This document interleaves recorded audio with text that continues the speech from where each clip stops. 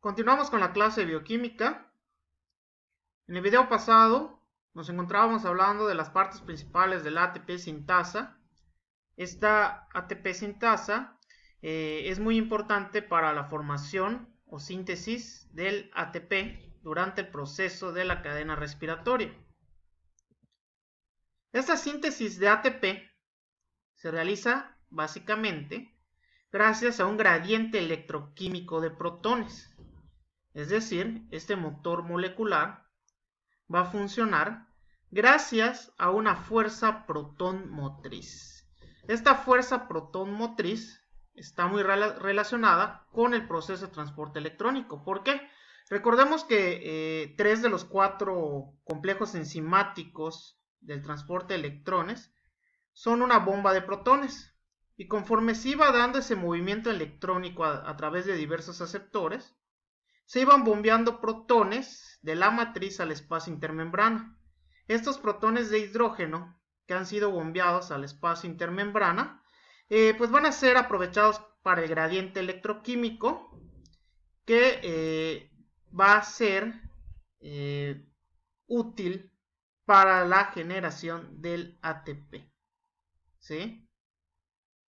Esos protones que ahora se encuentran en ese espacio intermembrana, pues ahora necesitan bombearse hacia la matriz utilizando esta ATP sintetasa para que se pueda generar el ATP. Durante el proceso vamos a tener que existen diversas conformaciones de la subunidad beta del ATP sintetasa. Vamos a tener la conformación T, que es la conformación tensa, la conformación L, que es la conformación larga, y la O, que es la conformación abierta. Esto tiene que ver con la relación que existe en que cada rotación de 120 grados de la subunidad gamma del ATP sintasa, vamos a tener la liberación de ATP y la unión de un nuevo ADP más fosfato inorgánico. ¿Sí? Aquí vemos las 3 conformaciones. Aquí tenemos el ADP más fosfato inorgánico. Vemos que hay un giro de 120 grados. Es liberado el ATP.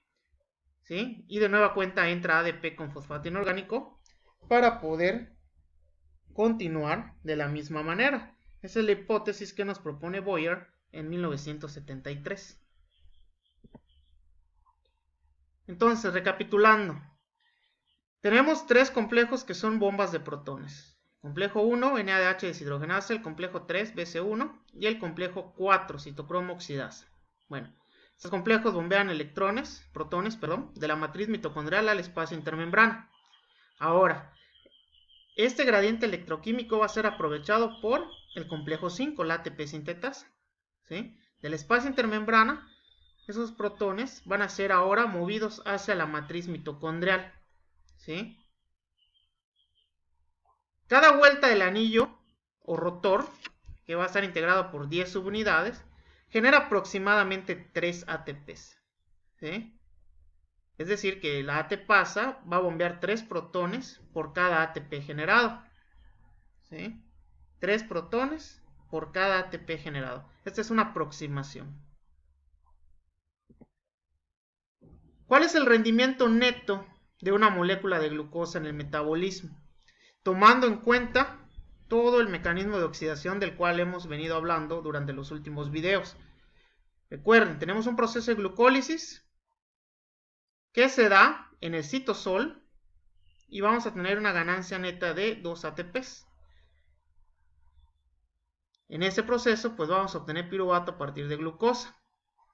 Luego tenemos un proceso de descarboxilación oxidativa del piruvato para poder formar el acetilcoenzima A.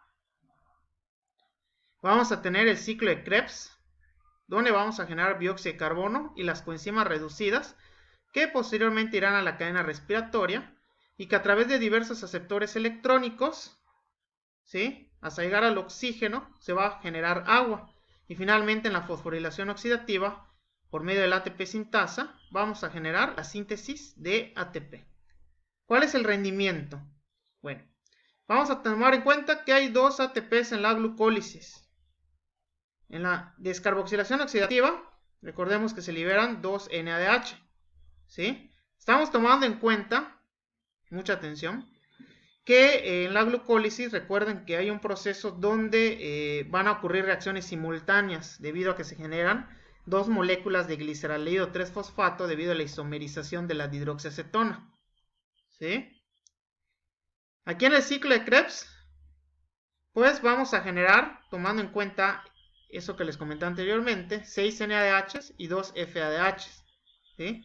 Y pues vamos a tener también una ganancia de 2 ATPs. ¿Sí? Recuerden que el GTP se forma en ATP. ¿Sí? Ahora, en la cadena respiratoria que va a aprovechar esas coenzimas reducidas, pues ya vamos a tener 10 NADHs, tomando en cuenta los procesos anteriores, ciclo de Krebs, descarboxilación y glucólisis. Y vamos a tener 2 FADHs provenientes del ciclo de Krebs. ¿Sí?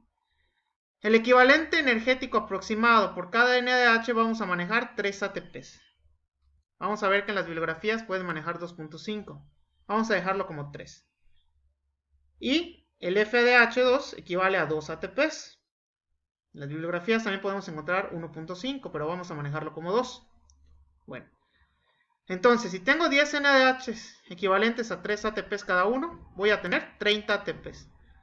Si tengo 2 FADH2 equivalentes a 2 ATPs cada uno, voy a tener 4 ATPs. Si sumo estos equivalentes, 34, voy a tener 34 ATPs. Y si le agrego los 2 ATPs que se ganan en el ciclo de Krebs y los 2 de la glucólisis, pues voy a tener en total 38 ATPs. Esos 38 ATPs representan mi energía bruta. ¿Sí? Es decir, que a partir de una molécula de glucosa yo puedo obtener 38 ATPs. ¿Sí? Pero de manera bruta. Ahora, si yo les pregunto de manera neta, pues tengo que tomar en cuenta lo siguiente. Voy a tomar en cuenta el gasto de 2 ATPs. Estos ATPs son usados en el reingreso, ¿sí?, de los NADHs que son producidos en la glucólisis. ¿Por qué? 2 de los NADHs que son formados en el citoplasma durante la glucólisis, recordemos en la reacción 6, para ser transportados a la matriz mitocondrial y luego ser oxidados en la cadena de transporte electrónico, necesitan usar el transporte activo. ¿Sí? Para que puedan atravesar a la mitocondria necesitan transporte activo. Y esto va a costar un ATP por cada NADH. Como son 2, pues tenemos que tomar en cuenta ese gasto energético, que es menos 2 ATPs. Entonces mi energía neta va a ser de 36 ATPs. ¿Cuál es el rendimiento neto de una molécula de glucosa que entra al metabolismo? 36 ATPs. Muy importante. Si les preguntan, energía bruta o energía neta.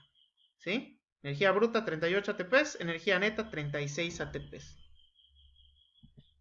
Bueno. Hasta aquí hemos terminado lo que es el proceso de oxidación de la glucosa. Ya habíamos mencionado que los carbohidratos pues los consumimos de la dieta, se van desdoblando en los diversos compartimentos del aparato digestivo, la saliva, desglosa el almidón, ¿sí?, forma maltosa, ¿sí? Estos disacáridos luego se van degradando, ¿sí?, en los siguientes compartimentos, se degradan en el intestino, ¿sí?, obtenemos carbohidratos más simples, se absorben. Y ahora, ¿cómo van a llegar al torrente sanguíneo? Van a llegar al torrente sanguíneo gracias al mecanismo de transporte en la absorción intestinal, ¿sí? ¿Y cómo se van a distribuir a los tejidos? Esta glucosa se va a llevar su transporte a cabo por medio de dos familias de proteínas de membrana. Los transportadores de glucosa acoplados al sodio, que también vamos a llamar SGLT, y las proteínas facilitadoras del transporte de glucosa, que van a ser los receptores GLUT, ¿sí? Estos SGLT, entonces, van a ser proteínas acopladas al sodio, ¿sí? Va a ser un transporte acoplado, mientras que estos facilitadores, pues, van a ser transportadores por difusión facilitada, que vamos a denominar GLUT. Los primeros se expresan normalmente en epitelios que tienen que ver con absorción y reabsorción de nutrientes. Por lo tanto, van a estar muy bien expresados en el tejido renal y en el tejido intestinal, ¿sí? Y los receptores GLUT los vamos a encontrar en múltiples órganos del cuerpo, ¿sí? De hecho, existen bastantes isoformas de los receptores GLUT. Entonces, si yo les pregunto cómo entra la glucosa, cómo se transporta la glucosa a los tejidos, pues a través de receptores tipo GLUT, que son facilitadores, o a través de receptores en tejidos con absorción principal, ¿sí? SGLT, que son receptores acoplados al sodio. Para la regulación de la glucosa en la sangre, esto es muy pero muy importante a nivel clínico.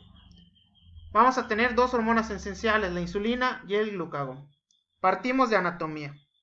Recordemos que el páncreas es un órgano que forma parte del aparato digestivo y que lo vamos a considerar una glándula mixta. ¿Por qué es una glándula mixta? Porque va a tener dos porciones. Va a tener una porción exócrina, que es la que va a estar relacionada con la generación de las enzimas digestivas, ¿sí? Por ejemplo, amilasa pancreática, lipasa pancreática, tripsina, que nos van a desdoblar las biomoléculas, ¿sí? Estas enzimas van a estar presentes en el jugo pancreático, que va a ser vertido en el duodeno del intestino delgado para poder desdoblar estas biomoléculas. Y el páncreas también va a tener una porción endocrina, que esto se relaciona con el sistema endocrino, ¿sí? En la cual vamos a tener a los islotes de Langerhans. Estos islotes van a estar conformados por varios tipos de células. Destacamos las células alfa, que nos van a secretar glucagón, y las células beta, que nos van a secretar insulina. El glucagón va a ser importante cuando tenemos una condición de hipoglucemia, cuando el azúcar o la glucemia es baja, ¿sí? La glucosa en sangre es baja, pues el glucagón es activado para poder incrementar los niveles y poder normalizar. Caso contrario, vamos a tener en cuenta que la insulina y el glucagón en el metabolismo siempre van a aparecer como antagonistas, ¿sí? La insulina va a ser secretada por las células beta pancreáticas cuando tengamos condiciones de hiperglucemia, es decir, cuando la glucosa esté elevada en sangre, ¿sí? Pues esa insulina va a actuar para poder regular los niveles de nueva cuenta, ¿sí? Generando una homeostasis muy importante, ¿sí? En los seres vivos. Esto ocurre de manera normal, ¿sí? Cuando nosotros estamos en ayunas, por ejemplo, tenemos un nivel bajo de glucosa. Entonces el páncreas, ¿sí? A nivel de las células alfa, pues va a favorecer la secreción de glucagón, ¿sí? Esto va a hacer que el hígado se active para que pueda descargar glucosa en sangre. Recuerden que el hígado es un almacén importante de glucógeno. Y este glucógeno en un proceso de glucogenólisis puede degradar ese polisacárido para liberar glucosa en sangre, ¿sí? Y restablecemos los niveles de glucosa. Caso contrario, acabo de desayunar bastante. Tengo un nivel alto de glucosa, ¿sí? Tengo una hiperglucemia. Mi páncreas, ahora a nivel de las células beta, va a favorecer la secreción de insulina. Y las células ahora van a tomar la glucosa que está libre en sangre, ¿sí? La van a internalizar a través de los receptores que ya hemos hablado, para que puedan utilizar la glucosa en los procesos metabólicos y fisiológicos de la célula y esta pueda generar su energía, ¿sí?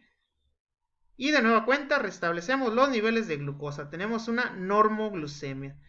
¿Qué pasa en la diabetes? Que pues aquí la glucosa no puede entrar a la célula y se queda en sangre. Tenemos una hiperglucemia crónica, ¿sí? Por lo tanto, las células pues no aprovechan dicha energía.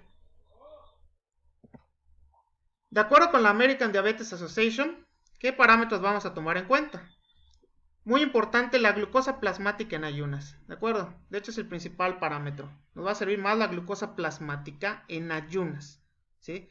De acuerdo con la American Diabetes Association, ¿sí? Vamos a considerar que una persona es diabética cuando tenga 126 o mayor a 126 miligramos por decilitro de glucosa plasmática en ayunas, ¿de acuerdo? Claro que esto de preferencia pues se debe hacer al menos en 2 mediciones, ¿sí? En 2 mediciones en días diferentes, ¿sí? Porque existen muchas condiciones que podrían alterar los niveles, ¿sí? Va a considerarlo como prediabetes, 100 a 25, y normal si tenemos de 99 o menos miligramos por decilitro de glucosa.